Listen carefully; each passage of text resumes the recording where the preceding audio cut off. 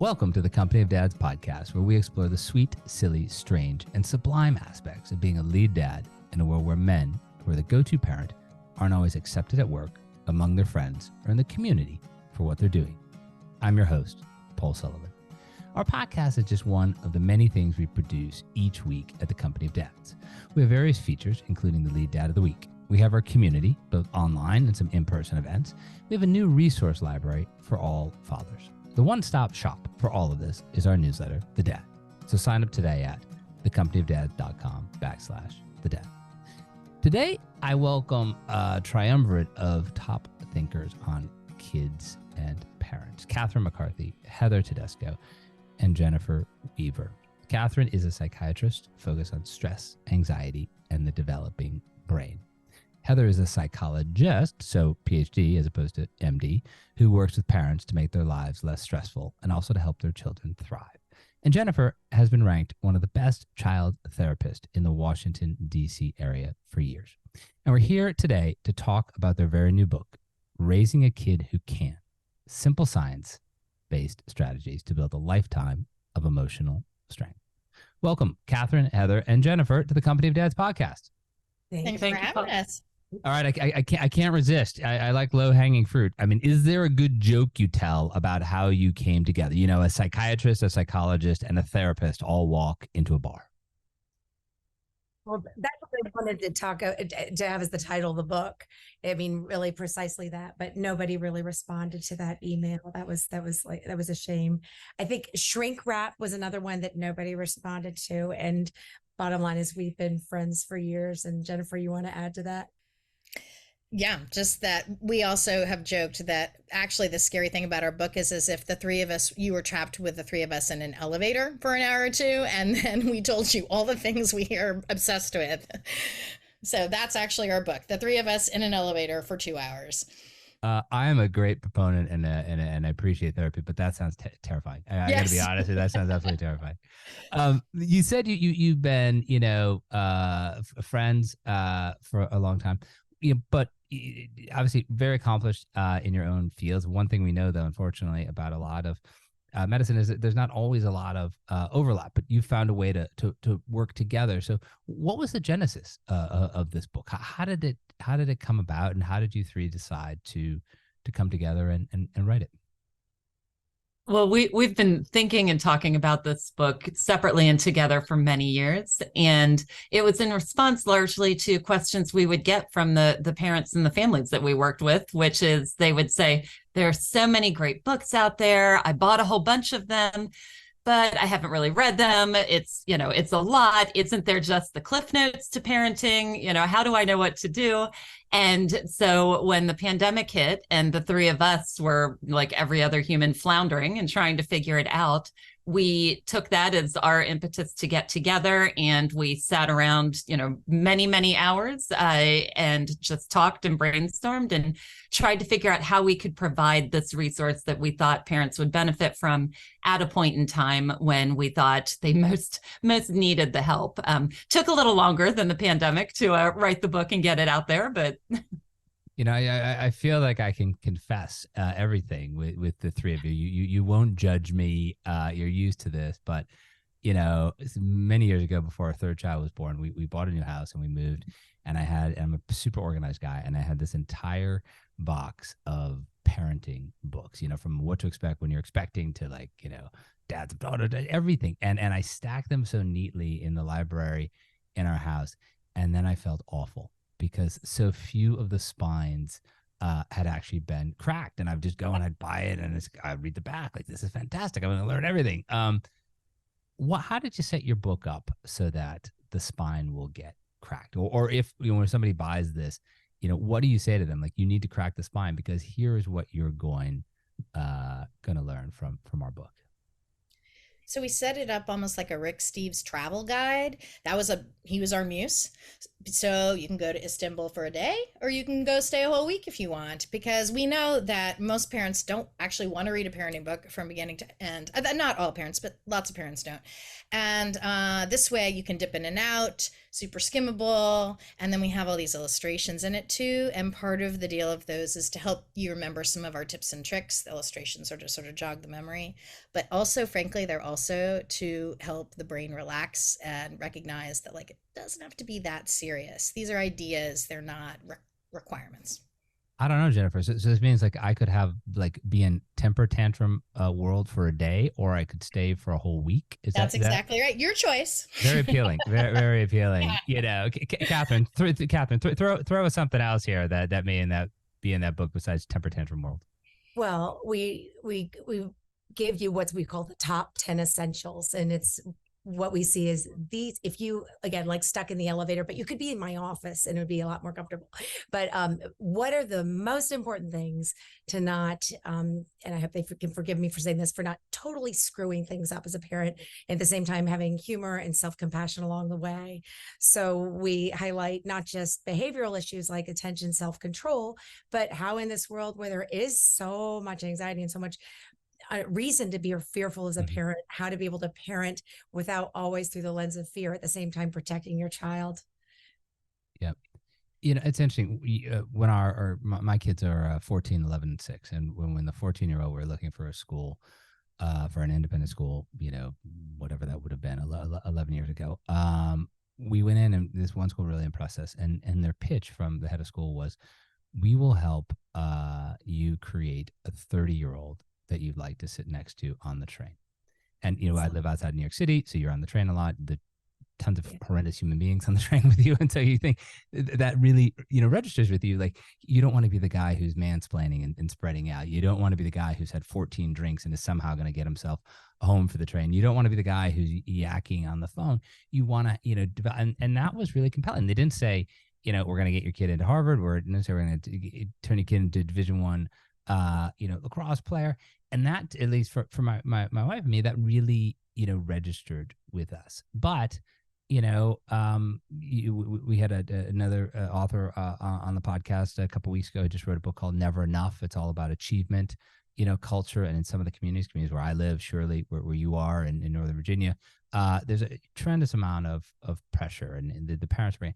How does this book help sort of, I guess, relieve that anxiety and create something, I won't say normal because I don't know what that means, but more like a more balanced childhood where all the pressure isn't on the outcome, whatever it may be, it's just on the journey, as it were.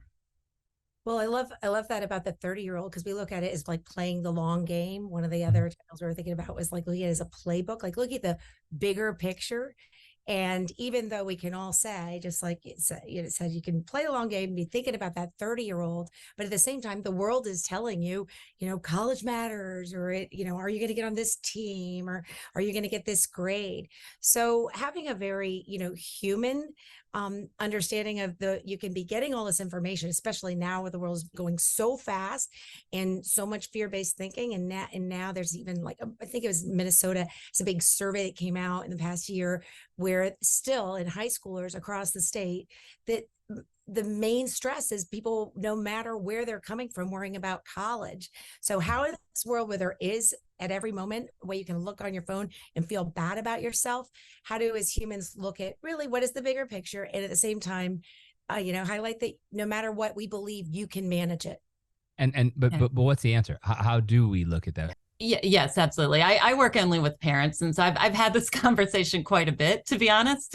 With my apologies to you, Heather. My apologies. I love it. It's a gift to be able to talk to parents. One of the things that we often have to say is that we're in a culture that sort of says more is more.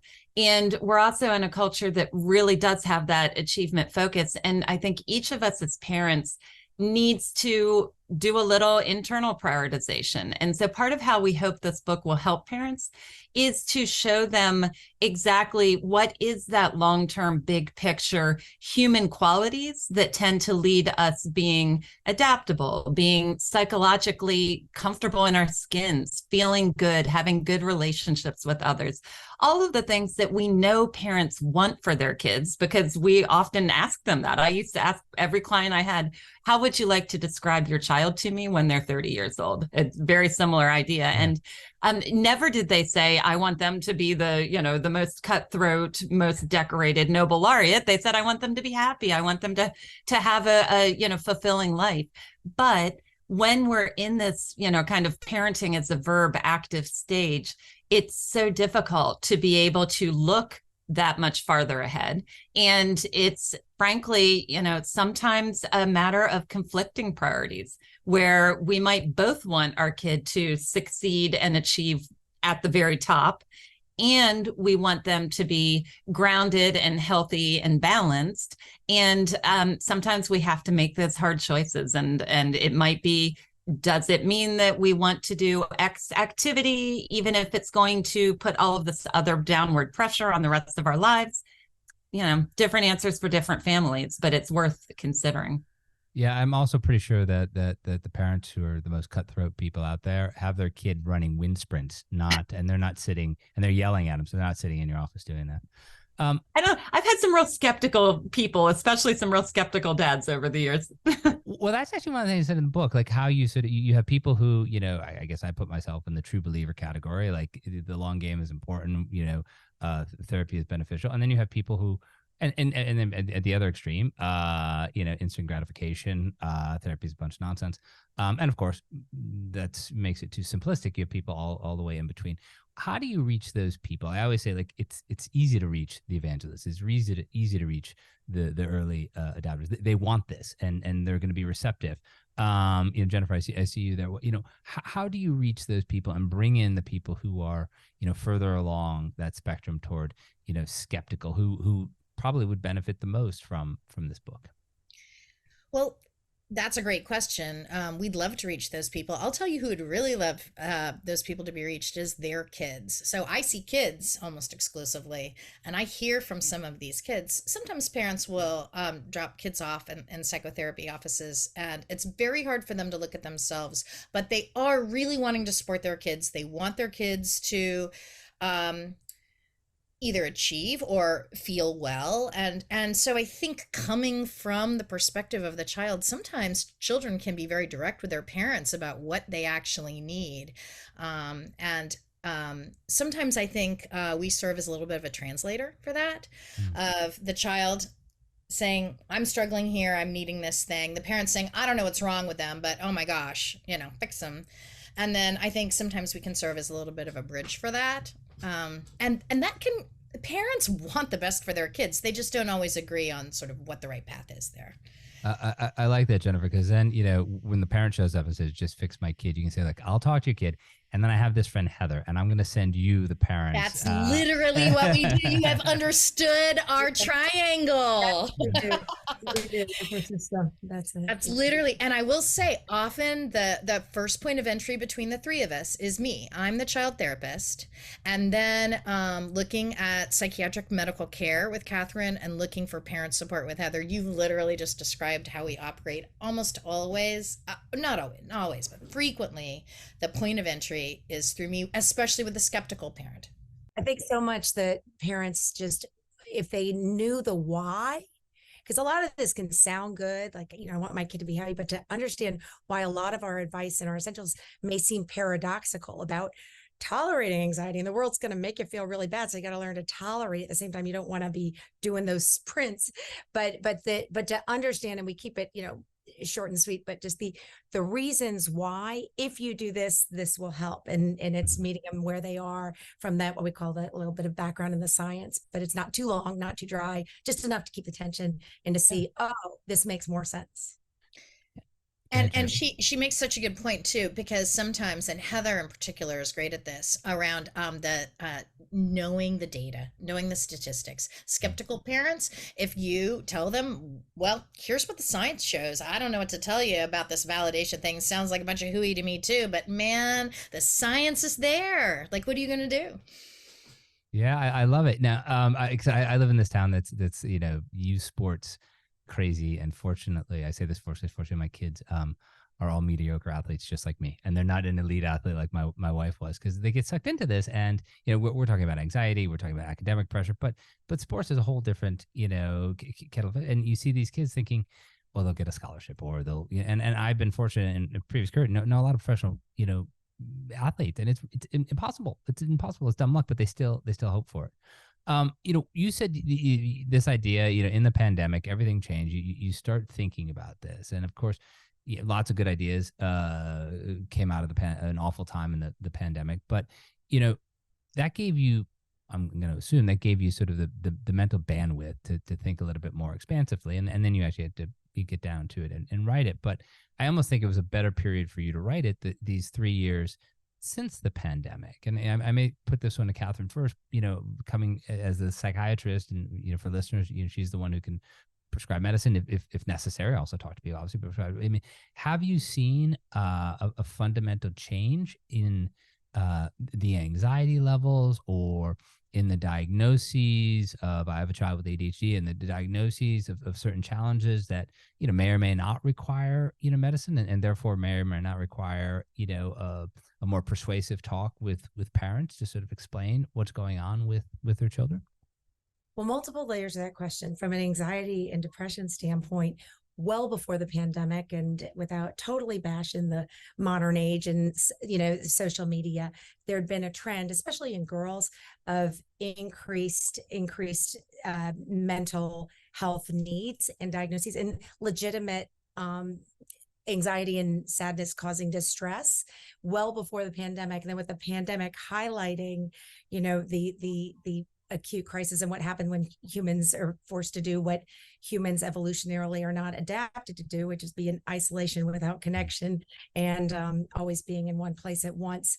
So it highlighted the need already there. We felt the urgency and obligation. We gotta help these families in crisis, but it hasn't just gone, oh, well, they won't need this book anymore, because it's continued even with the pandemic. And just your point, just even looking at ADHD, just there's more eyes on with it being at home. You're able to see your kid, can't pay attention. So that's where diagnostically could be useful. Oh, it wasn't just school or the distraction of school, but the continued families in distress has persisted. And it's even though we've seen lightening up in some things, it's continued, and it was there before. It was just highlighting something that was already there. There was some, from a diagnostic standpoint, some things getting a little bit more off at home because it wasn't the structure of school than before. But in the end, the information in the book transcends the pandemic, was there before. It just gave us that urgency that we wanted to get this out.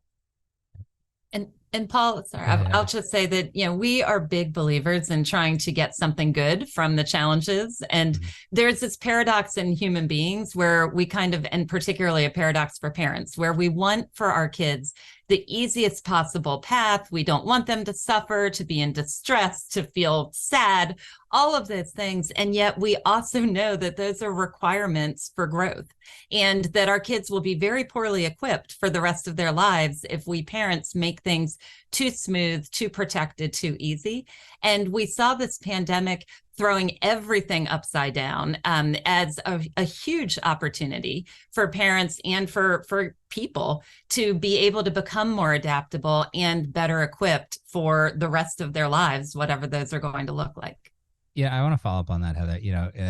A podcast that's going to run after your podcast was one I did with a Navy SEAL who was in for 22 years, and he has 3 children, and he talks about how he's trying to reconnect. Like you're a Navy SEAL, you deploy, and that's it. And they're the most elite of the elite. And he was telling me the story where his 9-year-old has a dirt bike and got a dirt bike stuck in the bushes, and the 9-year-old looked at him and was like, I'm not going to help you get that out. You got to have to figure it out. And I said, would you have helped him? He's like, yeah, if it was going off the cliff, I would have grabbed it. He knows I could just pick the dirt bike up. And these guys are monsters.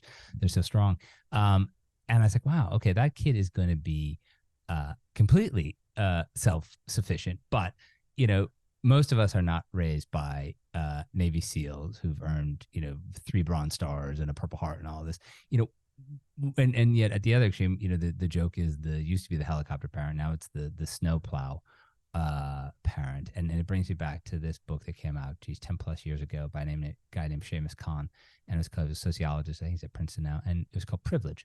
And it was all about why we don't necessarily want other kids to do poorly for our kids to do well. We just want our kids to do well. And if everybody else does well, that doesn't really matter. And it's a fascinating book as he unwraps this. When you go to parents and say, again, they have to, I would think, have to buy into the idea of the long game. But if they're thinking, Heather, you're interesting, you're smart, I get it. But, it's only 3 more years before they go off to college. And, we got to get this done. And that anxiety, if anything, may have ramped up because of the pandemic, because they're thinking the stakes are higher, life is tougher, the economy, who knows. What are 3 things you could tell those parents to give them a more expansive view? And after that, Jennifer, I'll come to you for the kid view on this. Sure. So one thing that I always tell parents is, first of all, it's the parents' prerogative to decide what they want to do with their kids. And I feel like it's my job to help give them the information. And so I often will just sort of play 2 scenarios out.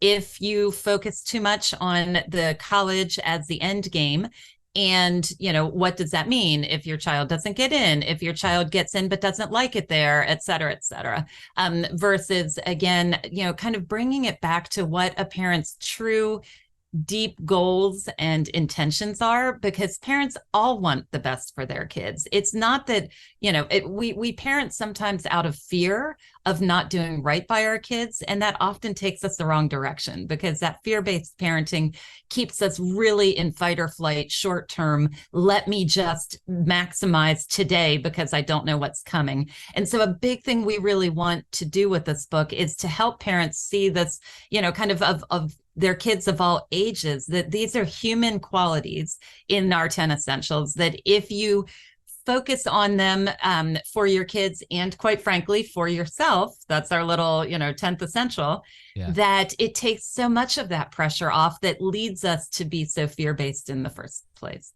Yep. And when you, Jennifer, have the kids coming into your office and saying, boy, my parents are really focused on me going to their alma mater.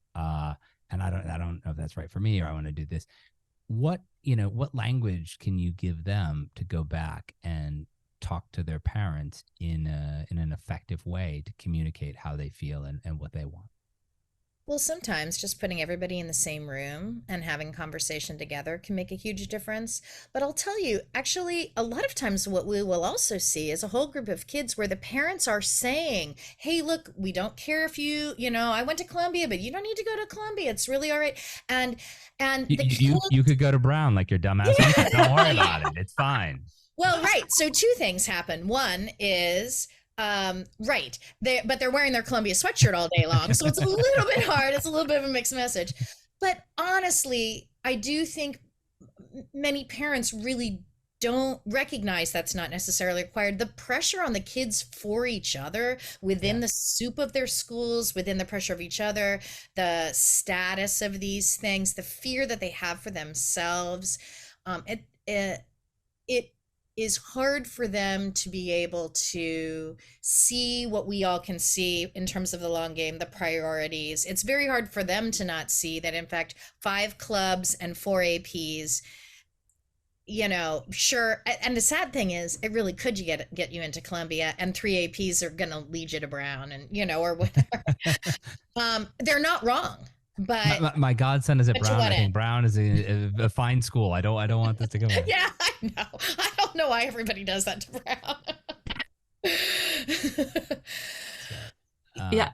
It's really rough on the kids. They don't know what it means. They don't know what it would mean to go to the community college for 2 years, and then they don't know that, in fact, probably they're going to be awesome and fine, and that's not going to make the difference. They don't have that perspective. And so sometimes it almost is educating the other direction. I'm sure all of you could sit here and entertain us with a bunch of horrifying stories about what parents do wrong. And while that would be wildly entertaining, because who doesn't like a little Schadenfreude, it's not really going to get us anywhere. If you could, and we kind of we try not to do this, but kind of go around the horn on this one, and just things that stick out to you or things that are in the book that you really want to highlight. Like, if we parents, want to be our best, what should we do? And by best, I mean, good parents, happy humans, and supportive, but not, smothering parents. What are, 2 to 3 things that we should do? Catherine, I'll go to you first because you didn't speak in that last round. Well, this isn't just because I'm like feeling a little older today, but for those of us that like our kids are grown-ups, theoretical grown-ups. I mean, I remember all these other parents saying, "Oh, it goes by so fast." And I remember being younger and being like, "It's not going by fast at all," and it's just like there's no fast, but then it goes. And so you only get them for so long, and not everybody's kids have to move to California, Tommy and Kate.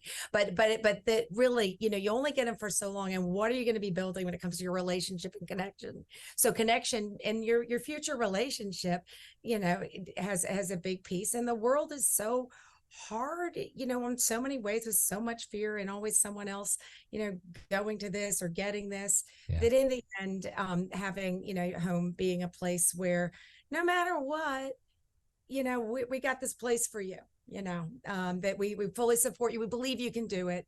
And that confidence comes from competence, just like that, holding on, tipping over that bike, with the Navy SEAL, that having competence that you can manage, being the bigger piece to instill when it comes to confidence in the future. Yeah. But Catherine, to tell the truth here, I know in your bio you went to Duke, so you did tell your kids they can do whatever they want as long as they don't go to UNC, right? But I'm the lighter shade of blue too. I went there too. You did? Yeah, I cover the entire, ACP. Yeah. Just an added level of but it is complexity. interesting, like as a professional around here, to find these things coming out of you. I remember going to a back to school about college and high school and going in the back. So I was always showing up late, and it's like, oh my gosh, they were talking about it. I had to leave within a few minutes. I'm like, oh, I cannot watch this. I'm just going to have to get this later, because the anxiety, the palpable anxiety, even as a psychiatrist, I know these things don't matter. I can dish this out all day long, but to feel it in the room, like, oh my gosh, never took that class. I just left. So I can dish it out, but it's hard as a parent, it's hard. It's contagious. And I think looking in the mirror that way is important. Interesting. Heather, what about, things that parents can do to, as the question said, be the best selves? I love to keep things really simple. And my answer to that is to do less and to enjoy more. I tell parents to talk to parents whose kids are a stage of life ahead. And invariably, the advice that you get from parents of 20-somethings and beyond is, my gosh, why did I get so worried about everything? Why didn't I just enjoy it? And so there are many reasons to do less, frankly, that are specific to things like anxiety being interactive between parent and child, and it getting in the way of kids' motivation and independence if we swoop in. But there are also just like practical human reasons to do less so that we can enjoy more. Man, I'm glad my 14-year-old isn't listening to this, because, of course, when they were the first two, they're very close in age. They're born. They had Friday tennis lessons and, all these activities. And now the 6-year-old, she goes to school, plays a little sport at school, comes home, rests. And like, why didn't she have to do tennis? Like, because we realized it was useless. I didn't really. It's very time consuming, expensive. Jennifer, same question to you. Yeah. I like to remind parents that feelings are not to be fixed. I think a lot of kids, modern children in our culture actually do know a lot about how they feel, as opposed to maybe when we were growing up, they know a lot about feelings, but parents still they'll say, "Oh, Johnny, I can see you're so upset," but then they want to fix it. They want to provide solutions. And it sends a weird message to kids that feelings are something that if it's uncomfortable, something's wrong. But in fact, if it's uncomfortable, that's also part of being human. And if parents can sit with uncomfortable feelings along with their kid and just sit in them next to them, that's such an awesome modeling of this can be tolerated. You could be completely humiliated from what happened at school today. You could be devastated that you didn't make the play. You can be furious that your friend left you out that way. And we can just sit there and just feel it and move along. To be able to feel and function well anyway is what we really hope this book provides. That's our goal, is can kids feel and function well anyway.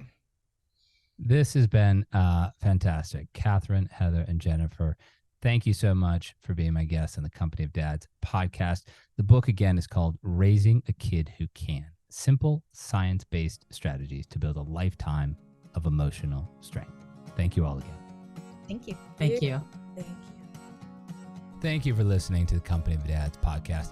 I also want to thank the people who make this podcast and everything else that we do with the Company of Dads possible. Helder Mira, who is our audio producer. Lindsay Decker, who handles all of our social media. Terry Brennan, who's helping us with the newsletter and audience acquisition. Emily Servin, who is our web maestro. And of course, Evan Roosevelt, who is working side by side with me in many of the things that we do here at the Company of Dads. It's a great team, and we're just trying to bring you the best in fatherhood. Remember, the one-stop shop for everything is our newsletter, The Dad. Sign up at thecompanyofdads.com/thedad. Thank you again for listening.